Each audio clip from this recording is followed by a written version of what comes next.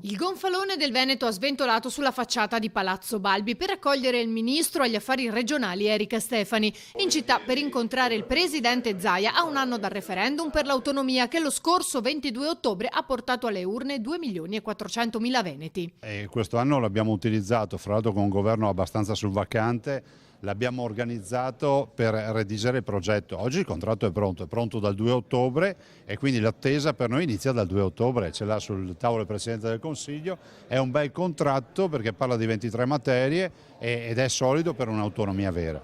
A un anno dunque, con i rallentamenti dovuti a 2 legislature, il governatore veneto si aspetta di avere risposte in velocità. Ci aspettiamo celerità, i veneti sono abituati a fare le cose, sono pragmatici, hanno avuto il coraggio di fare un referendum, lo hanno vinto, ci siamo addirittura autoimposti il quorum, lo abbiamo sorpassato arrivando al 60% dell'affluenza alle urne, adesso si va avanti.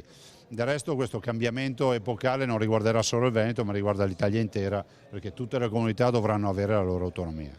Il ministro Stefani ha definito quest'anniversario di un'importanza storica.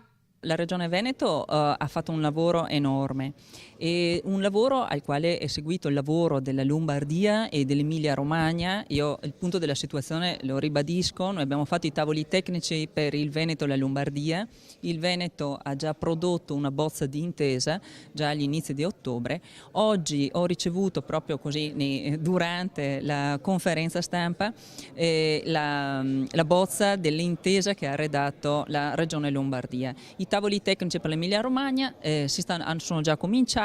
Quando il Veneto potrà vedere realizzato questo sogno? Io sono pronta, se fosse per me anche oggi. Il tempo, ci sono stati alcuni colleghi nel Consiglio dei Ministri che hanno richiesto di fare degli approfondimenti su alcune richieste di autonomia. E io sono sicura di dare delle risposte tramite anche le stesse regioni, di poter dare delle risposte e quindi di fugare qualsiasi tipo di eventuali dubbi. Zaia si dice fiducioso.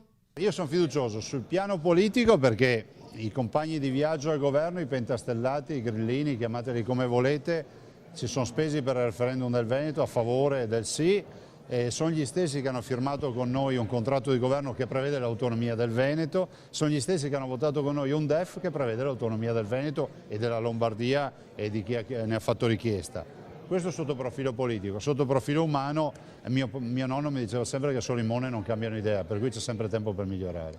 Intanto il ministro dell'Interno Salvini ha dichiarato che l'accordo sull'autonomia di Veneto e Lombardia andrà in una delle prossime riunioni del Consiglio dei Ministri.